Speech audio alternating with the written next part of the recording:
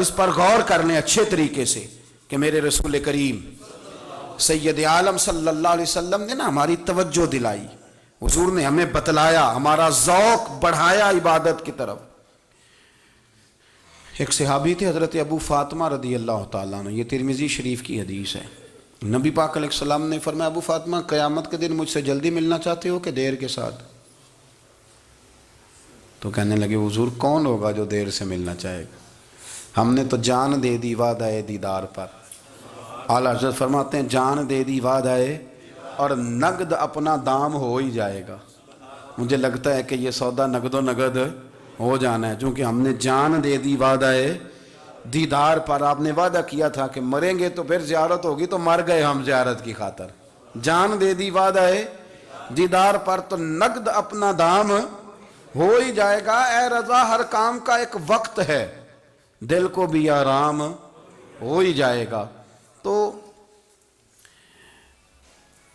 حضرت ابو فاطمہ رضی اللہ تعالیٰ عنہ سے نبی پاک صلی اللہ علیہ وسلم نے فرمایا جلدی ملنا چاہتے ہو کہ دیر سے؟ عرض کی حضور فٹافٹ ملنا ہے، میں نے قیامت کے دن آپ سے جلدی ملنا ہے۔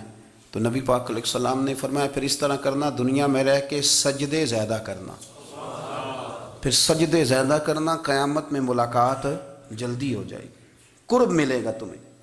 اپنے بچوں کے اندر دیکھیں نا، ہم شوق پیدا کرتے ہیں، ہمیں صحیح لفظ نہیں بولنے آتے پر ہم بچوں میں شوق پیدا کرتے ہیں کہ پتر ڈاکٹر بن جائے گا تو بڑا نفع کرے گا، تو لوگوں کی خدمت کرے گا، ملک و ملت کی خدمت کرے گا، تیرے ابا کا نام روشن ہوگا، تیرے دادا کی تعریفیں ہوں گی۔ ہم یہ ذوق پیدا کرتے ہیں، ہم اپنے نوجوانوں کے اندر یہ فکر پیدا کرتے ہیں، انہیں ہم سمجھاتے ہیں کہ میاں جب تم پڑھو گے، محنت کرو گے تو فلاں آدمی کی طرح تمہارا نام ہوگا۔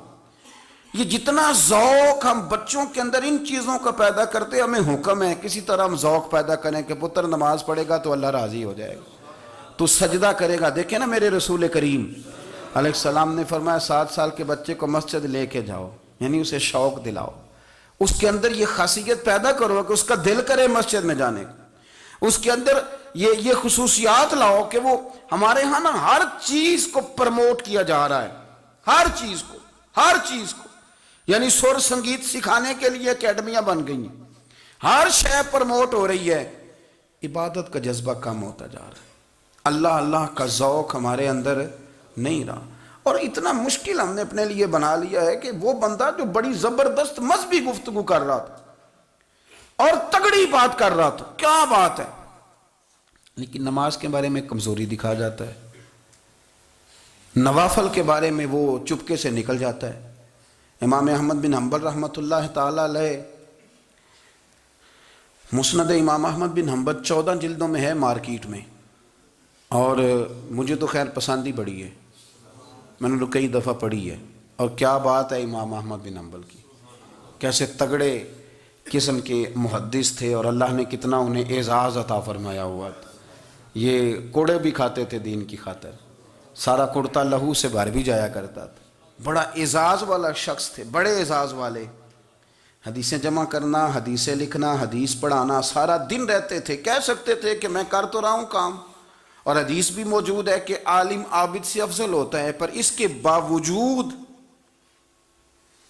امام احمد بن حنبل رحمۃ اللہ علیہ 300 نفل فرض نمازوں کے علاوہ پڑھا کرتے تھے، 300 نوافل روز پڑھا کرتے تھے۔ ان کے بیٹے نے کہا ابا جی مکان خریدنا ہے تو کوئی جگہ کہاں کر کے لوں، بہت ساری آبادیاں، تو فرمایا پتر وہاں لینا جہاں مسجد قریب ہو۔ میرے رسول کریم سید عالم صلی اللہ علیہ وسلم اتنا پسند کرتے مسجد کو، اتنا پسند کرتے نماز کو کہ رسول کریم صلی اللہ علیہ وسلم تہجد کی نماز بھی پڑھتے، پھر حضور فجر کی نماز بھی پڑھتے، نبی پاک وتر کو الگ کر کے پڑھتے، عشاء کے ساتھ نہیں پڑھتے۔ یہ تو ہم اس لیے اجازت دی ہمارے بزرگوں نے کہ بعد میں اٹھے گا کون علیحدہ وتر پڑھنے کے لیے، عشاء کے ساتھ پڑھ لے۔ وتر پڑھتے، تہجد پڑھتے، فجر پڑھتے، اشراق پڑھتے، چاشت پڑھتے، پھر مغرب کی نماز کے بعد 6 رکعت اوابین پڑھتے، پھر رات کو صلاۃ اللیل پڑھتے۔ سیدہ عائشہ صدیقہ کہتی ہیں زمانہ سو جاتا اور میرے رسول مصلی بچھا کے کھڑے ہو جاتے۔ او یار کھیتی باڑی کر کے نہیں، محنت مزدوری کر کے نہیں، جناب عائشہ کہتی ہیں میں یہ بھی دیکھتی کہ حضور ایک آیت شروع کرتے تو ساری رات اسی کو پڑھتے، اور میری نظر جاتی تو قدم مبارک پہ ورم آ جاتا، یار نماز پڑھ کے اتنی مشقت کر کے، اتنی جد و جہد کر کے ورم آ گیا، یا رسول اللہ اتنی محنت کیوں کرتے ہو؟ فرمایا افلا اکون عبدا شکورا، کیا میں اپنے رب کا شکر گزار بندہ نہ بنوں؟ صحابہ کا ذوق عبادتوں کا، ریاضتوں کا، تلاوتوں کا، طبیعت ان کی، وہ ایک دوسرے کو، حضرت مولا علی شیر خدا کرم اللہ تعالی وجہہ الکریم کے زمانے میں روم کے بادشاہ نے کہا یار یہ مسلمانوں کا پتہ تو کرو، یہ آخر کیوں اتنے زیادہ مجاہد ہیں؟ اس زمانے میں جاسوس بھیجنے کا مزاج تھا، اب تو جاسوس پکڑا جاتا ہے، اب تو جاسوس اور جاسوسی کا شوق ویسے آج بھی ہے۔ عرض کروں تھوڑی سی بات اس عنوان سے، پتہ ہے کیا ہمارا مسئلہ ہے؟ ہم جہاں جاتے ہیں نا وہاں تھوڑی خوشبو سونگھنے کی کوشش کرتے ہیں، وہ کیا ہے تو یہ کیا ہے تو ادھر کیا ہے تو تھوڑا سا ادھر کیا ہے۔ میرے رسول پاک، پڑھیے درود شریف، سارے پڑھیے ذرا زور سے، صلی اللہ تعالی۔ نبی پاک علیہ السلام نے فرمایا جاسوسی نہ کرنا ورنہ تم بندوں کو خراب کر دو گے، اور فرمایا اس طرح نہ ہو کہ تم کسی کے اب کھول نہ نکلو تو تمہارے پہلے کھول جائیں۔ یہ جو ذوق ہے نا یہ ختم کریں، چھوڑیں، مطلب آپ کس چکر میں پڑے ہوئے ہیں؟ اتنی زیادہ توجہ کرنے کی کیا ضرورت ہے؟ اپنے کام سے کام رکھیں، اس میں بندہ تھوڑا سا نا آسان رہتا ہے۔ یہ جو بہت زیادہ ٹٹولنے والے لوگ ہوتے ہیں نا وہ بیچارے پھر عمر ٹٹولتے ہی گزار دیتے ہیں، اس لیے کہ مزاج ہی بہت پکا ہے، بوری کا منہ کھول کے اندر تک ہاتھ ڈالنا، تو پھر کئی دفعہ سامنے سے بچھو بھی لڑ جاتا ہے، خرابی ہوتی ہے۔ تو جاسوسی کی جاتی تھی، اس نے بھی جاسوس بھیجے، کیونکہ قبیلوں کے لوگ تھے، کچھ مسلم کچھ کافر، پہچانے نہیں جاتے تھے لوگ، تو کچھ لوگ اس نے بھیجے، انہوں نے آ کے نا تحقیق کی، ریسرچ کری کہ آخر ماجرا کیا ہے، تو واپس جا کے انہوں نے رپورٹ دی نا روم کے بادشاہ کو۔ اس رپورٹ کا ایک جملہ بڑا شاندار ہے، وہ کہنے لگا بادشاہ ہمیں مسلمانوں کی کوئی سمجھ نہیں آئی، ہمیں کوئی سمجھ نہیں آئی۔ انہوں نے کہا کیوں نہیں سمجھ آئی؟ کہنے لگے یار عجیب بندے ہیں، جب رات مصلے پہ بیٹھتے ہیں تو یوں لگتا ہے ان کا دنیا سے رشتہ ہی کوئی نہیں، کوئی کسی کو نہیں جانتا، کوئی اپنے دکھ سنا کے رو رہا ہے، کوئی اپنی بات کر کے رو رہا ہے، لگتا ہے کہ ان کا کوئی رشتہ ہے ہی نہیں جب مصلے پہ بیٹھتے ہیں۔ اور فرمایا جب سویرے یہ جہاد کرنے نکلتے ہیں تو لگتا ہے ان سے زیادہ دلیر ہی کوئی نہیں، حالانکہ جو مسلوں پہ رونے دھونے کے لوگ ہوتے ہیں وہ کئی دفعہ جہاد میں کام نہیں کرتے، لیکن عجیب لوگ ہیں کہ رات کے راہب ہیں، دن کے مجاہد ہیں، کوئی سمجھ نہیں آتی۔ میرے عزیز، ان لوگوں نے مصلح آباد کر کے رکھا، تلاوتیں ان کا ذوق رہی، منظر روز پڑھنا، اسباق پڑھنا، وظائف پڑھنا، یہ ان کا ذوق رہا۔ اعلیٰ حضرت بریلوی رحمت اللہ نے 1000 کتاب لکھی ہے، لیکن الوظیفۃ الکریمہ کے نام سے جو وہ صبح و شام وظائف پڑھتے تھے وہ الگ انہوں نے ان کو بیان کیا، پابندی کے ساتھ اپنی اللہ اللہ کرتے تھے۔ شیخ شہاب الدین سہروردی رحمت اللہ علیہ اس پر ایک بندے نے اعتراض کیا، اس نے کہا جی آپ کس قسم کے صوفی ہیں، مرید بیٹھے ہیں اور آپ وہاں نفل پڑھ رہے ہیں؟ یہ بھی بڑا مسئلہ ہوتا ہے نا، جو بندہ ملنے آتا ہے وہ اپنے ٹائم کے حساب سے آتا ہے، اور پھر اس کا یہ بھی خیال ہوتا ہے کہ پیر صاحب جو ہیں وہ چونکہ درویش ہیں تو نہ انہیں روٹی کھانی چاہیے نہ سونا چاہیے، چونکہ وہ درویش ہیں، اور ہم چونکہ درویشوں کے ماننے والے ہیں لہذا ہمارا یہ طریقہ ہونا چاہیے کہ جیسے ہم کہیں درویش ویسے ہی کر جائے۔ حالانکہ جس کو آپ درویش کہیں گے آپ اس کی مانیں گے، آپ منوائیں گے نہیں، تو ہمارا مزاج ہوتا ہے۔ شیخ شہاب الدین پر لوگوں نے اعتراض کی، حضور لوگ ملنے آئے ہیں، زیارت کرنے آئے ہیں، یہ بندے دعا کرانے آئے ہیں، اللہ اللہ کرانے آئے اور آپ نفل پڑھ رہے ہیں، کیا جملہ ہے، کیا حسن ہے، کیا خوبصورتی ہے۔ فرمانے لگے رب رسول سے مانگنے کے لیے مصلی بچھایا ہے، اگر وہاں سے مانگوں گا نہیں تو تمہیں دوں گا کیا؟ پہلے مجھے کچھ لے تو لینے دو، اگر میرے پلے کچھ ہے ہوگی تو آگے دوں گا نا، تو میں مانگنے گیا تھا کہ یا اللہ دے تیرے بندے لینے آئے، دے تو میں کچھ لوں گا تو آگے دوں گا نا۔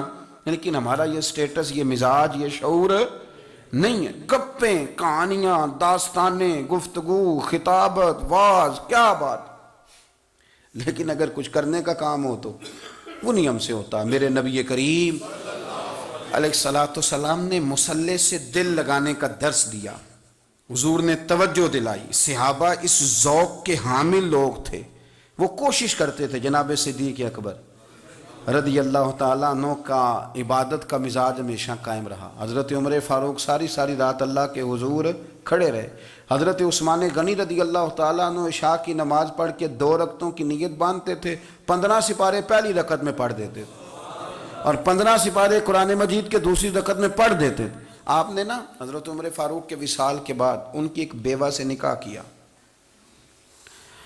حضرت عثمان غنی نے نکاح کیا۔ وہ خاتون آپ کے نکاح میں آئیں تو عرض کرنے لگیں امیر المومنین میرے لیے اعزاز تو بہت ہے کہ میں امیر المومنین کی بیوہ تھی تو امیر المومنین کی منکوحہ ہو گئی ہوں، لیکن حضور نہ تو میں جوان ہوں کہ میرے اندر رغبت ہوتی اور نہ میں اب اس قابل ہوں کہ کوئی خدمت کر سکوں، میرے ساتھ نکاح کی وجہ کیا بنی؟ تو عثمان غنی رو پڑے، فرمانے لگے میں نے عمر فاروق کو مسجد میں اپنے رب سے ڈرتے ہوئے دیکھا ہے، میں نے اسے روتے ہوئے دیکھا ہے، عدل کرتے دیکھا ہے، انصاف کرتے دیکھا ہے، امت کی خیر خواہی کرتے دیکھا۔ تمہارے ساتھ نکاح اس لیے کیا ہے کہ تم مجھے یہ بتاؤ کہ عمر فاروق گھر کے اندر اپنے رب کو کیسے راضی کرتے تھے، گھر کے اندر کیسے راضی کرتے تھے، وہ طریقے بتلاؤ، تم بتاتی جانا اور میں بھی اسی طرح گھر میں عبادت کروں۔ میرے رسول کریم علیہ السلام نے ارشاد فرمایا، حضور فرمانے لگے جس گھر میں اللہ کا ذکر ہوتا ہے وہ گھر زندوں کا ہے، اور جس گھر میں رب کریم کا ذکر نہیں ہوتا وہ گھر زندوں کا نہیں ہے۔ گھر نا ہم نا کتابوں میں پڑھتے ہیں کہ ایک بزرگ کہتے ہیں، حضرت فضیل بن عیاض کہتے ہیں کہ میں ایک گلی سے گزر رہا تھا تو گھر کے اندر کسی قاری صاحب نے قرآن کی آیت پڑھ دی وَلِمَنْ خَافَ مَقَامَ رَبِّهِ جَنَّتَانِ، میں تو میرے کانوں سے ٹکرائی تو اللہ نے میری کایا ہی پلٹ دی، میں توبہ کر گیا۔ اب گھر کے اندر سے آواز آئے تو صحیح نہ تلاوت کی، پر اندر سے آواز آتی نہیں، یا ڈیک بجنے کی آواز آتی ہے، یا ٹی وی چلنے کی آواز آتی ہے، یا دھوم مچانے کی آواز آتی ہے۔ عبادت کا وہ جو خاص شوق تھا، وہ جو حسن تھا، وہ جو توانائی تھی، وہ جو بات تھی۔ ایک جگہ پہ ہم بیٹھے تھے تو وہاں ایک صاحب آئے اور انہوں نے آتے ہی کہا کہ مہربانی کریں ذرا مجھے مصلی دے دیں، میرے نہ کچھ نفل رہ گئے۔ تو میں نے وضو کر لیا تو کوئی مصلی مل جائے، مصلی انہیں دے دیا گیا، وہ مصلی لے کے چلے گئے تو پیچھے ایک صاحب نے تبصرہ کیا، کہنے نے کتنا ریاکار بندہ ہے، لوگوں کو دکھا رہا ہے کہ میں نفل پڑھتا ہوں، ہے کوئی بات کرنے والی؟ میں نے اسے کہا تو مہربانی کرنا اس طرح کی ریاکاری تو بھی کر، پکڑ مصلی اور جا تو بھی تھوڑی ریاکاری کر کے آ، اٹھ ذرا، شکر کر کوئی یہ ریاکار بھی ملا ہے، کوئی نفل پڑھ کے ریاکاری کر رہا ہے۔ اللہ کا میں کہتا ہوں کو پڑھے تو صحیح نہ، یہ کوئی دور ہے نفل پڑھنے کا؟ اس میں تو لوگوں کا مزاج ہی نہیں، طبیعت ہی نہیں۔ میں نے کہا چل مہربانی کر یہ لے مصلی اور تو بھی جا تھوڑی سی یا کر یا ریاکاری کرو تو صحیح نا، مزاج ہی نہیں، ذوق۔ جمعے کی نماز پڑھ کے یوں دنیا بھاگتی ہے، او ہو پتہ نہیں کون سی پیچھے آگ تھی جو بجھائی جائے گی، اور آج تک لوگ مسئلہ پوچھ رہے ہیں کہ جمعے کی بعد والی سنتیں کتنی ہوتی ہیں۔ میں نے کہا کتنے سال ہو گئے جمعہ پڑھتے، کتنے سال ہو گئے، ابھی تک سنتوں کا نہیں پتہ، ابھی تک نہیں علم کے پہلے کتنی رکھتے ہیں اور بعد میں کتنی رکھتے ہیں۔ فجر کی سنتیں کب پڑھنی چاہیے، سنو فجر کی سنتوں کے بارے میں۔ میرے رسول کریم سید عالم صلی اللہ تعالیٰ علیہ وسلم سے ایک صحابی نے پوچھا تھا حضور میری فجر کی سنتیں رہ گئیں یا رہ جاتی ہیں تو حکم کیا ہے، کیا انداز ہے حضور کا۔ بخاری مسلم کے لفظ سنو، حضور سید عالم صلی اللہ علیہ وسلم فرمانے لگے، اس نے کیا پوچھا تھا، حضور جواب کیا دیتے ہیں، فرمایا فجر کی سنتیں کبھی نہ چھوڑنا، فجر کی پہلی 2 سنتیں کبھی نہ چھوڑنا۔ یا رسول اللہ صلی اللہ تعالیٰ علیہ وسلم میری رہ گئی ہیں، رہ جاتی ہیں، فرمایا فجر کی 2 سنتیں نہ چھوڑنا، فرمایا فجر کی پہلی 2 سنتیں مجھے دنیا اور دنیا کے اندر جو کچھ ہے وہ سب سے زیادہ پیاری ہے۔ فجر کی 2 سنتیں دنیا اور دنیا میں جو کچھ ہے مجھے وہ سب سے زیادہ پیاری ہیں، اس لیے فجر کی سنتیں نہ چھوڑنا۔ اپنا ذوق، اپنی طبیعت، ہم نے نا ذوق غلط بنا لیا ہے۔ اگر 20 بندے کہہ بھی دیں گے تو نے بڑی شاندار تلاوت کیا تو کیا اس سے بنے گا؟ 100 بندہ کہہ بھی دے تیری کیا بات ہے، کیا بات ہے نعت خاں کی، کیا بات ہے علامہ صاحب کی، پیر صاحب کی، پیر مہر علی شاہ صاحب رحمۃ اللہ علیہ۔ آپ تشریف فرما تھے تو آپ کے ایک ہی بیٹے بابو جی جن کو کہا جاتا ہے، جس دن صاحبزادے پیدا ہوئے تو خادم نہ وہاں سے نکلا، ان لوگوں کے شوق اور طرح کے تھے نا تو ان کی توجہ بھی اپنے شوق کی طرف رہتی، تو خادم نکلا اندر سے، پیر صاحب مبارک ہو، پیر صاحب مبارک ہو، پیر صاحب مبارک ہو، پیر صاحب مبارک، وہ شور کر رہے ہیں تو پیر صاحب کو وجد ہو گیا، اللہ اکبر اللہ اکبر اللہ، وہ کیا ہوا، کس بات کی مبارک دے رہے ہو؟ عرض کی حضور اللہ نے بیٹا دیا ہے۔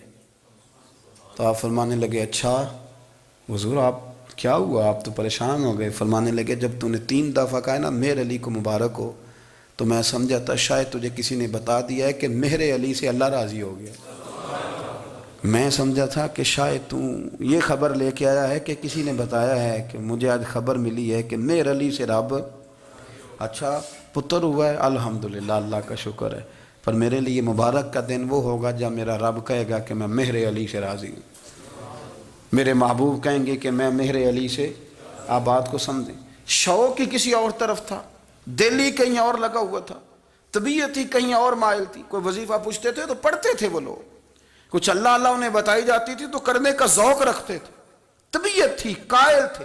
حضرت ربیع کہتے ہیں میں بڑی دور سے سفر کر کے گیا حضرت اویس کرنی سے ملنے، بڑی دور سے، اور جب میں پہنچا تو فجر کا وقت تھا، تو حضرت اویس کرنی کو میں نے پا لیا، تو وہ نماز پڑھ کے نا قرآن شریف لے کے بیٹھ گئے۔